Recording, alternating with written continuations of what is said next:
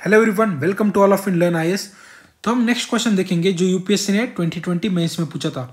Question जो था वो इस टॉपिक से रिलेटेड था कि ethical issues in international relationship. Question है वो डिफिकल्ट दिखता है लेकिन है नहीं, तो हम इसको बहुत अच्छे से टैकल करेंगे। The will to power exist but it can be tamed and guided by the rationality and principle of moral duty.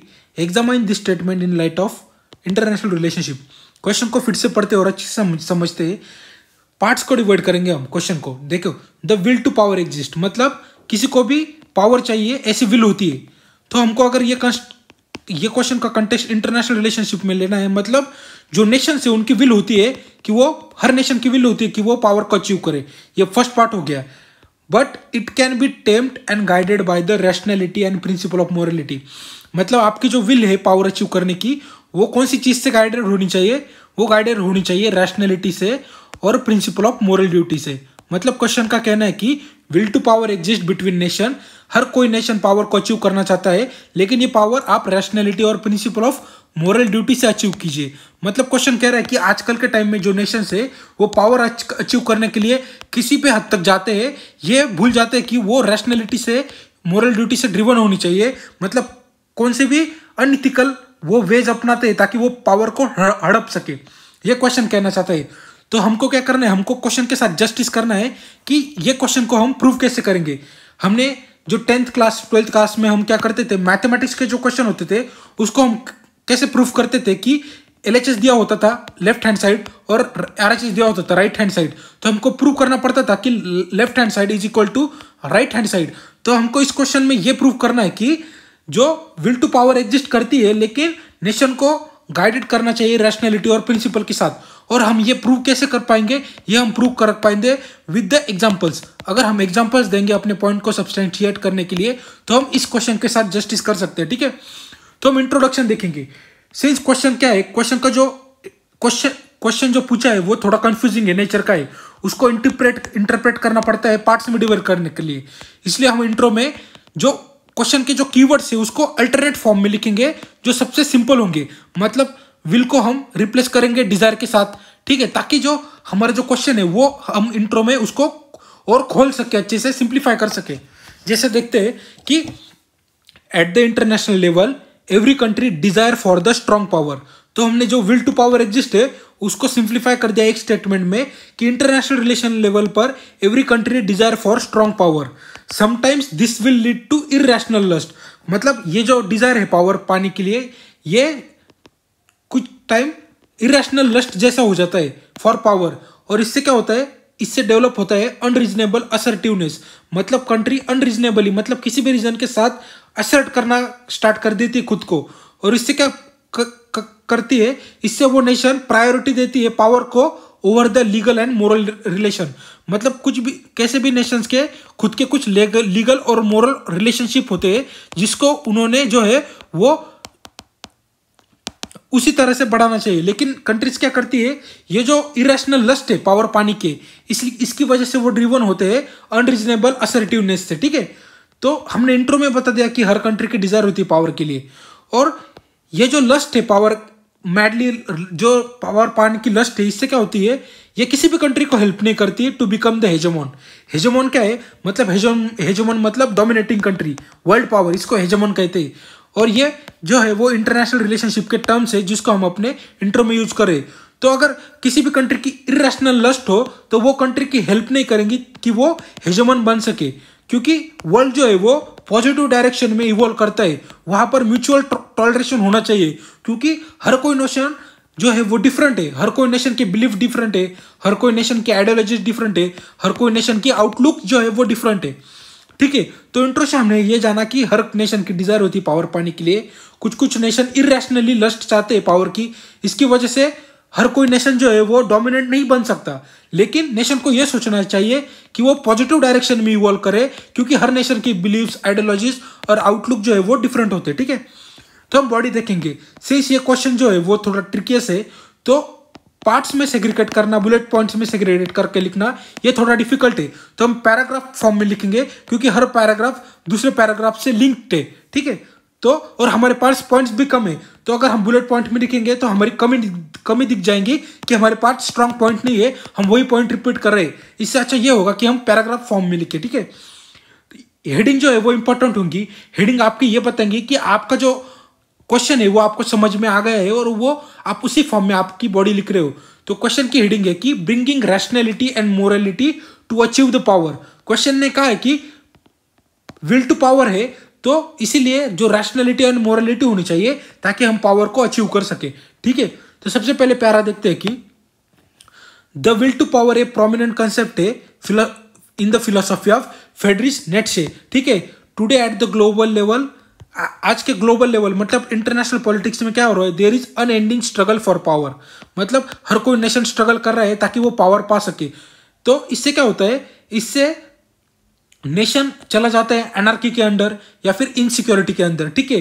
तो ये अच्छी चीज नहीं है क्योंकि there is a mad race for the power.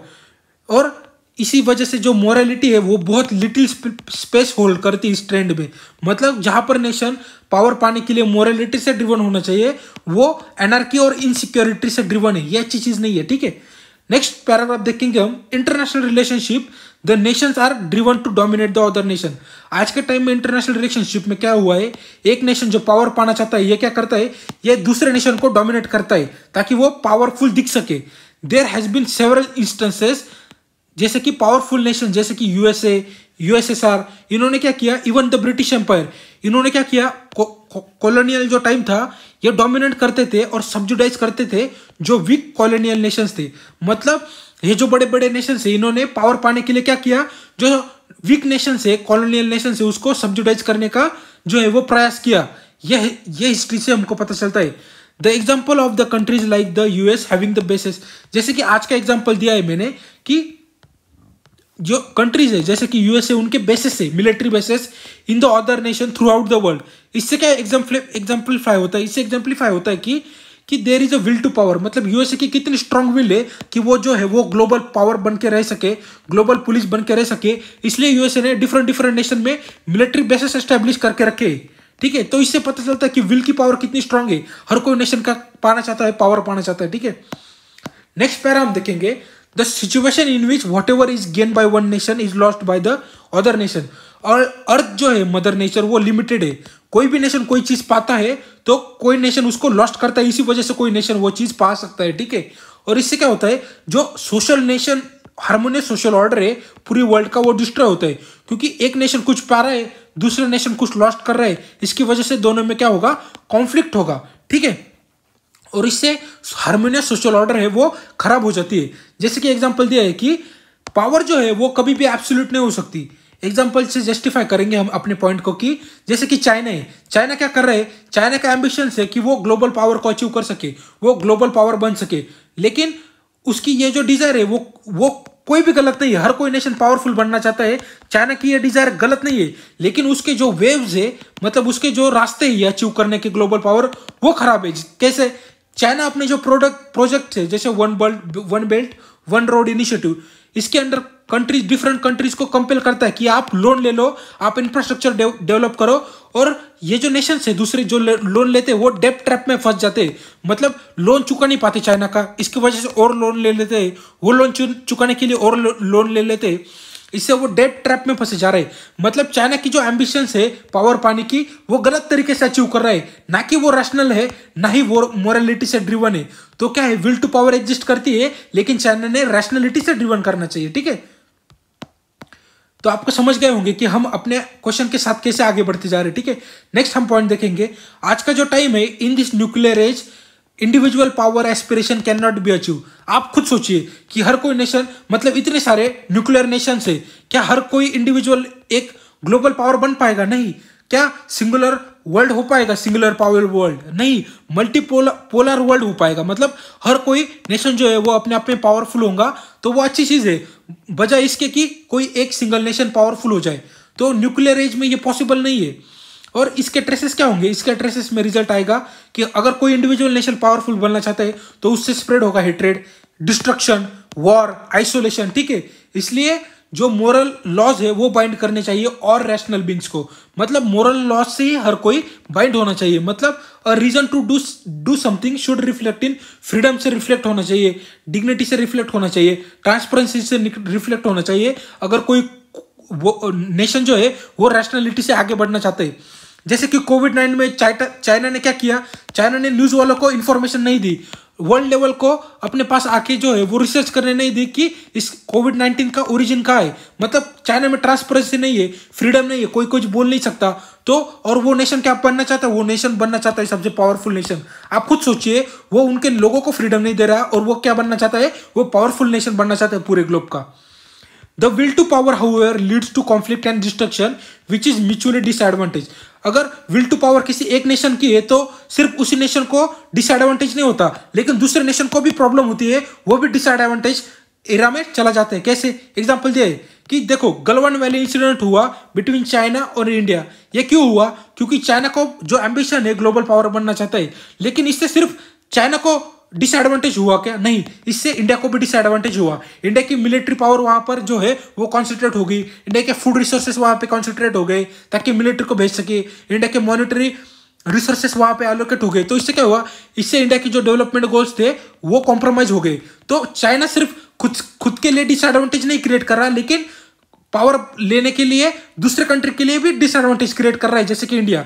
एक और एग्जाम्पल मैंने सब्सटेंटेड किया है कि जैसे कि यूएस से चाइना का ट्रेड वॉर हुआ, तो ट्रेड वॉर क्यों हुआ? ताकि दोनों नेशन में रेस लगी हुई है कि ग्लोबल पावर कौन बनेगा। लेकिन इससे वजह से क्या हुआ, ट्रेड वॉर की वजह से पूरी जो ग्लोबल नेशन है उसको शॉक लगा ट्रेड लिए। सबका जो कंट्रीज थे पूरे ग्लोब की, उनकी जो ट्रेड था उसकी वैल्यूज कम हो गई। तो इससे क्या हुआ, बहुत सारे नेशन की ह्यूमैनिटेरियन प्रोग्राम थे वो अफेक्ट हो गए, जो पुअर को हेल्प करने वाले थे। तो इससे क्या पता चलता है कि विल टू पावर सिर्फ अकेले नेशन को हार्म नहीं करती, लेकिन बहुत सारे नेशन को म्यूचुअली डिसएडवांटेज स्टेज पर लेके जाती है। तो इसकी वजह से the will of power should be driven by the rationality and principle of moral duty. ठीक है, तो आपको पता चल गया होगा कि मैंने एग्जांपल्स कैसे डाले।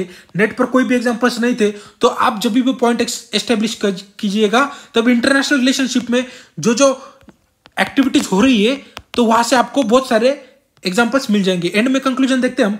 कंक्लूजन में कहा है कि Therefore, the most widely cited foreign policy कौन सी होनी चाहिए, कि मोस्ट एक्सेप्टेड फॉरेन पॉलिसी ऐसी होनी चाहिए कि rational actor model. Rational actor model क्या है कि आप रैशनली ड्रिवन होने चाहिए आपके इंटरनेशनल रिलेशनशिप में। यही सबसे बेस्ट क्या है, फॉरेन पॉलिसी। आप रैशनल नहीं है, आप मोरल रहिए। ठीक है, after the world war the emergence of league of nations और यूएनए, इससे क्या एग्जाम्प्लीफाई हुआ, इससे एग्जाम्प्लीफाई हुआ कि the will to power can be tamed and guided by the rationality and principle of moral duty. मतलब जो लीग ऑफ नेशंस या फिर यूएनए का जो ओरिजिन हुआ, ये बहुत अच्छा क्या था, एग्जाम्पल था, जिससे ये पता चलता है कि विल ऑफ पावर, हम पावर को अचीव कर सकते हैं एक अच्छे रैशनल वे से, एक अच्छे मोरल ड्यूटी के साथ। ठीक है, तो ये था आज के डिस्कशन में। Thank you very much for the discussion.